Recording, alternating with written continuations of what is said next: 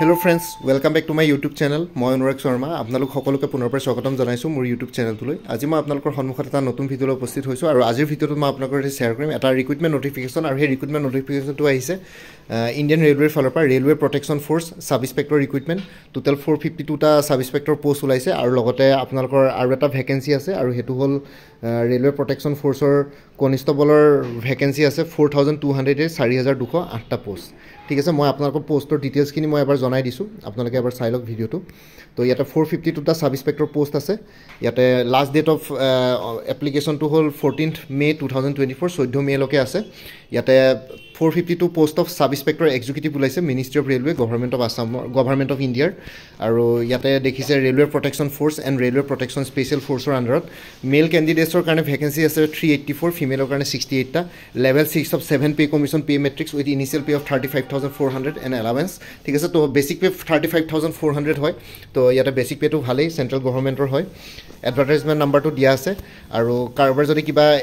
কোৱেৰিজ related technical issues related আছে online submission কৰোঁতে তেতিয়াহ'লে ৰাতিপুৱা 10টা বজা আবেলি 5টা বজালৈ ৱৰ্কিং ডেজত আপোনালোকে এইটোত ইয়াতে হেল্পলাইন নাম্বাৰ আৰু লগতে ইমেইল আইডিটো দিয়া আছে ইয়াতে আপোনালোকে সুধিব পাৰে এনকুৱাৰী কৰিব পাৰে এলিজিবিলিটি ক্ৰাইটেৰিয়া হ'ল কেণ্ডিডেটজন ভাৰতীয় নাগৰিক হ'ব লাগে এজ লিমিটটো হ'ল 20 বছৰৰ পৰা 28 বছৰলৈকে হ'ব পাৰে 20 to 28 ইয়াৰ্ছ আৰু এজৰ কাট অফ ডেটটো হ'ল 1 জুলাই 2024 তো 1 জুলাই 2024ত আপোনালোকৰ বয়স মিনিমাম 20 ইয়াৰ্ছ হ'ব লাগিব আৰু মেক্সিমাম 28 ইয়াৰ্ছতকৈ বেছি হ'ব নালাগিব এজ ৰিলেক্সেশ্যন আছে চিডুল কাষ্ট চিডুল ট্ৰাইবৰ কাৰণে 5 ইয়াৰ্ছ ৰিলেক্সেশ্যন আছে মানে আপাৰ এজ লিমিটটো 33 ইয়াৰ্ছলৈকে OBC নন ক্ৰিমিলেয়াৰৰ কাৰণে 3 ইয়াৰ্ছ আৰু বাকী অন্যবিলাকৰ ইয়াৰ কথা মেডিকেল ফিটনেছ কেণ্ডিডেট মানে ensure that they fulfil the prescribe medical standard for the post so' আপোনালোকে যেতিয়া অফিচিয়েল নটিফিকেশ্যনখন চাব এইটো মই আসাম কেৰিয়াৰৰ পৰা দিছোঁ আসাম কেৰিয়াৰতে আপোনালোকে অৰিজিনেল অফিচিয়েল নটিফিকেশ্যনখন পাই যাব সেইখন বহুত দীঘল হয় মই সেইকাৰণে শ্বৰ্ট আউট কৰিবৰ কাৰণে আপোনালোকক এইখিনি কৰিলোঁ মিনিষ্ট্ৰি অফ ৰেলৱেৰ অফিচিয়েল ৱেবছাইটতো পাই যাব বা ইণ্ডিয়ান ৰেলৱেৰ অফিচিয়েল ৱেবছাইটৰ এডভাৰটাইজমেণ্টটো পাই যাব আৰু ইয়াতে মেডিকেলৰ প্ৰেছক্ৰাইব মেডিকেল ষ্টেণ্ডাৰ্ডছ কিছুমান দিয়া আছে সেইটো মতে আপোনালোকৰ মিলিব লাগিব তেতিয়াহে মেডিকেল ফিটনেছত আপোনালোকে ক্লিয়াৰ কৰিব আৰু এডুকেশ্যন কোৱালিফিকেশ্যন কেণ্ডিডেটজন গ্ৰেজুৱেট হ'ব লাগে ৰিকগনাইজ ইউনিভাৰ্চিটিৰ পৰা বাকী এডভাৰটাইজমেণ্টবিলাক আপোনালোকে হেৰি কৰক ইগন'ৰ কৰক বাকী এক্সামিনেশ্যন ফিবিলাক হ'ল SC কাৰণে 250 SC ST female ex servicemen minorities economically backward ক্লাছৰ 250 আৰু আদাৰ্ছৰ কাৰণে 500 মানে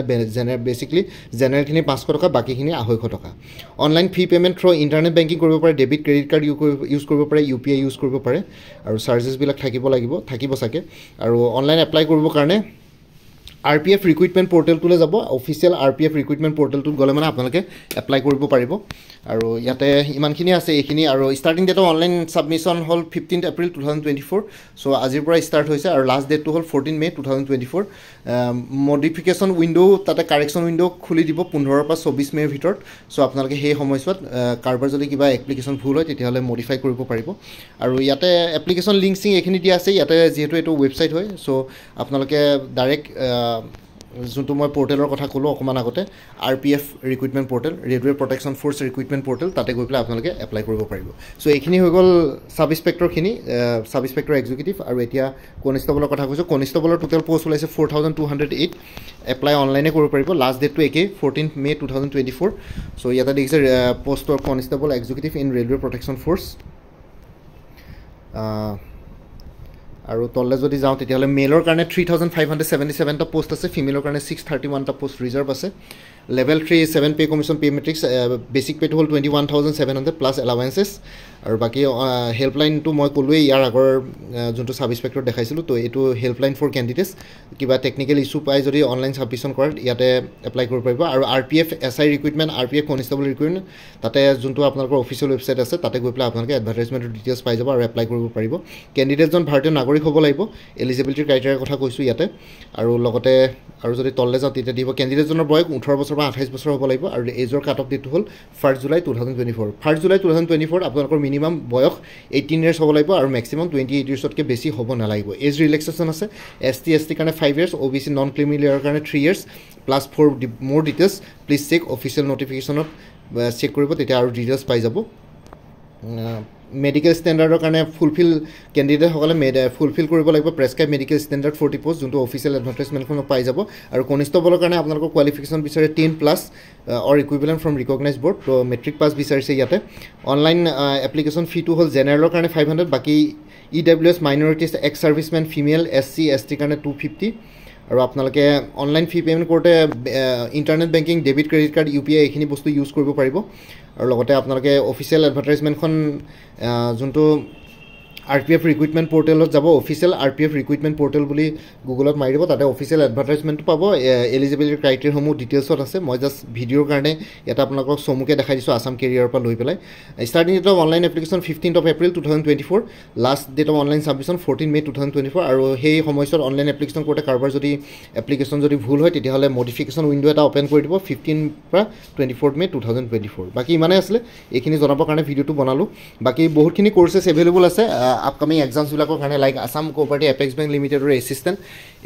APSC child development project officer APSC motor vehicle inspector APSC tourism development officer Assam diary recruitment Assam police women and child ডেভেলপমেণ্টৰ ষ্টেটিষ্টিকেল এছিষ্টেণ্ট সকলো ধৰণৰ কি বুলি কয় আপোনালোকৰ কৰ্চেছ এভেইলেবল আছে PDF ফৰ্মেটত আছে multiple choice questions base chapter wise chronological অৰ্ডাৰত আৰু যোনখিনি মেথছ ৰিজনিং আছে সেইখিনি ষ্টেপ বাই ষ্টেপ এক্সপ্লেনেশ্যন আৰু ফৰ্মুলাও আছে সেই কৰ্চসমূহ এই ভিডিঅ'টোৰ ডেছক্ৰিপশ্যন আৰু কমেণ্ট ছেকশ্যনত দি দিছোঁ তাতে এটা হোৱাটছএপ নাম্বাৰো আছে সেই হোৱাটছএপ নাম্বাৰটো মেছেজ কৰি জনাওক আপোনালোকক যোনটো কোৰ্চ লাগে সেই কোৰ্চটো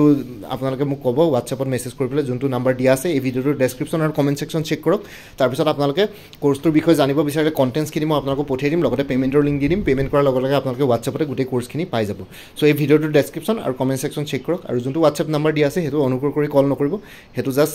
আপোনালোকৰ হোৱাটছএপ মেছেজৰ কাৰণে এভেইলেবল বাকী ইমানে আছিলে আৰু লগতে মোৰ আৰু এটা চেনেল আছে অনুৰাগ শৰ্মা অসম আইকি বুলি সেই চেনেলটোৰ লিংকটো এই ভিডিঅ'টোৰ ডেছক্ৰিপশ্যনতে দিয়া আছে আপোনালোকে সেইটো চেনেলো ছাবস্ক্ৰাইব কৰিব পাৰিব চ' ভৱিষ্যতলৈ এনেকুৱা ধৰণৰ কম্পিটিটিভ এক্সামছবিলাক দিয়াৰ ক্ষেত্ৰত আৰু অলপ এক্সট্ৰা গাইডেঞ্চ পাই যায় বাকী মোৰ ভিডিঅ'ছবোৰ চাই যদি ভাল পায় মোৰ চেনেলটো ছাবস্ক্ৰাইব কৰি ল'ব আৰু লগতে আপোনালোকৰ যিমানখিনি ফেমিলি ফ্ৰেণ্ডছ ৰিলেটিভছ আৰু চিনাকি এক্সপিৰিয়েঞ্চ আছে তেওঁলোকৰ লগত মোৰ চেনেলটো শ্বেয়াৰ কৰিব লগতে কমেণ্ট ছেকশ্যনত জনাব কিবা যদি কুৱেশ্যন থাকে ডাউট থাকে মই নিশ্চয় আপোনালোকৰ কুৱেশ্যনছ আৰু ডাউটছবিলাকৰ ৰিপ্লাই দিবলৈ চেষ্টা কৰিম বাকী আজিৰ ভিডিঅ'টো ইমানতে সমাপ্ত কৰি আপোনালোক সকলোৰ পৰা বিদায় দিলোঁ কাইলৈ পুনৰ এটা নতুন ভিডিঅ'লৈ আপোনালোকৰ সন্মুখত উপস্থিত হ'ম তেতিয়ালৈকে ভালকৈ প্ৰিপেৰেশ্যন কৰি থাকক সকলোৱে অল দি বেষ্ট থাকিলে bye and take care friends Bharat Mata কি জয় আই অসম